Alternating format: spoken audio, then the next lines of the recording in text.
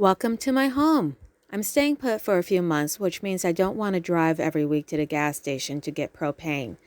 So, here's my installed propane tank and my extended stay attachment, which allows me to hook up these two portable tanks and they go to the gas station to get filled up.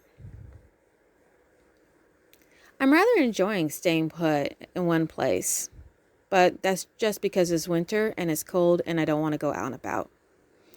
Stickers from my travels.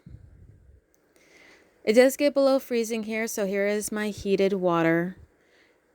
It's fancy, it's got a little thermostat, apparently. It plugs into this tower. And because I'm in one spot, I decided to splurge and get internet, wired internet. Still have my network booster. Another consideration for staying put and it being below freezing is this is another portion of the water line that goes through the filter. So we don't want that to freeze either. And that's the outside of the RV. Touring the RV inside. I use my overhead cab space for storage, and it's growing, it's accumulating. My living room, I will hang out here and read a book or whatnot. That's where I spend time cutting fabric for my quilts. In the kitchen is rather nice having unlimited water because I'm in one spot and I'm constantly hooked up. I have a space heater, again, because I have hookups and because my RV is awesome. The electricity can handle it. I have plants by my big old window back here. Not something I was doing when I was driving around every week. Ooh, Crater Lake. Crater Lake in Oregon, highly recommend. Another space heater. They do both run at the same time. They make the RV nice and toasty. My setup for sewing. I like to quilt, so I will hang out here for hours, and this is a really good setup for me. I have extra surface space. Keep my projects in those little drawers. I really hope you've enjoyed my videos. Please subscribe and like if it's something that's interesting to you. And I have a blog where I write about my experiences and places I've been to and my point of view. And I definitely get a little bit more in-depth into everything. YouTube videos are short and sweet and they're much more about the visual of what is going on. And then my blog is where I'll write a 2-page thesis about the separation of church and state in Utah and how it doesn't actually exist. So that was a really quick tour of the inside and outside of my RV. The main things I'm covering is just the fact that I'm staying put in one spot. I'm not going out on weekend trips. And it's also an area where it's cold and we do get below freezing. Now I have full hookups 24/7, which is really nice. Unlimited water, unlimited power. I'm not too concerned about my power bill. Even when I'm using tons of power, it's not that big of a deal. And my water is included in my monthly rent for my spot. So yeah, not having to keep an eye on the tanks, not having to run the generator to power up the batteries. It's kind of sweet. I'm getting a little spoiled here. But the other thing is the poop pyramid is, a little bit more susceptible to the poop pyramid. What is the poop pyramid? Or all the newbies are going, oh my God, what's going on?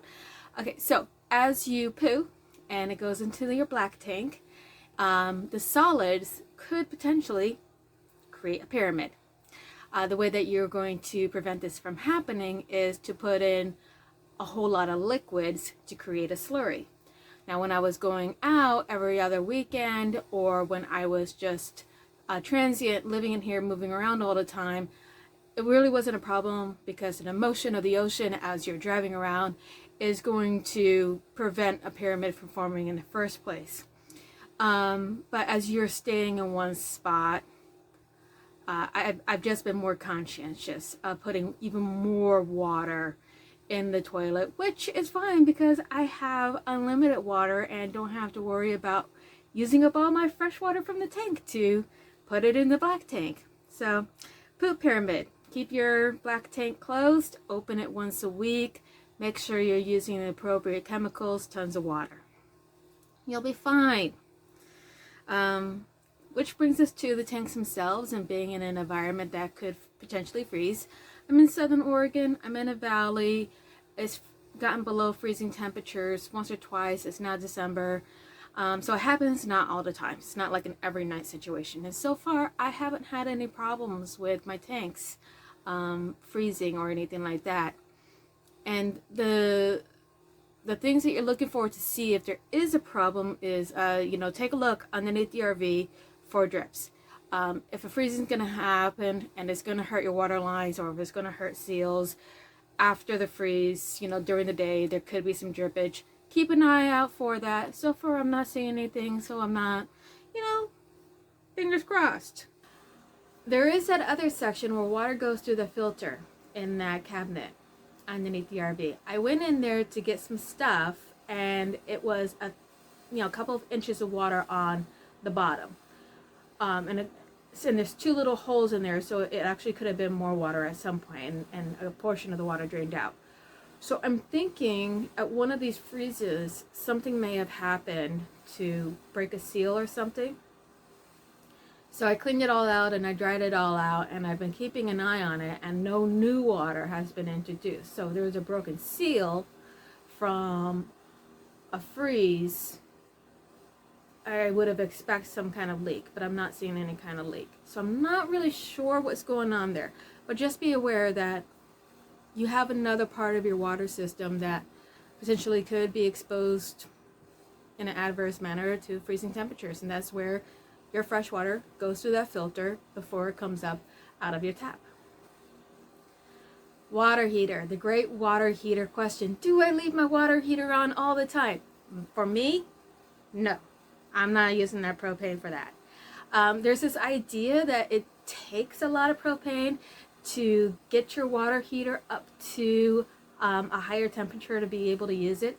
I don't think that's really true, and it might be marginally true, just marginally true, that it takes a bit more propane to heat your water than to keep your water at temperature. For me, I have two very specific uses for using hot water. My showers in the morning and washing my dishes in the evening. Other than that, the propane is not being used to heat hot water that I'm not using.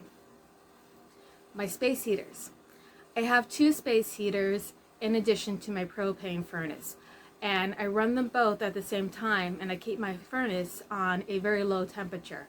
And for my rig, which is a 2014, it can more than handle both of those small space heaters running at the same time, but you have to check that first and keep an eye on it just in case. So when I'm spending time in my RV, in the living room, as you saw, I can have it set up for putting my feet up on the ottoman, reading my book, or I can set it up for having my sewing machine out, and then I've got all my stuff around me, and I can just, listen to music or podcast and zone out. Is really enjoyable. I have a lot of crafting stuff, so all the Tupperware boxes in the overhead cab, crafting, yarn, fabric, notions. Basically, the main thing that I've been noticing as I stay in one spot is the accumulation of stuff. And there is going to have to be a purge of stuff before I start going off on my weekend trips again when spring finally hits. And it's just all going to go in storage. And I think that should be fine, because at that point, I'm not going to be interested in spending all day quilting and knitting and whatnot. So the accumulation of stuff. And with it being a small RV, everything needs a home, and everything needs to go back to his home. So that's pretty much it. That's just my little update on what it's like for me living in an RV full time, and some of the changes and things that I've experienced as I stay in one spot and hibernate for the winter. All right. Peace and love. Have fun. Happy RVing. Cheers.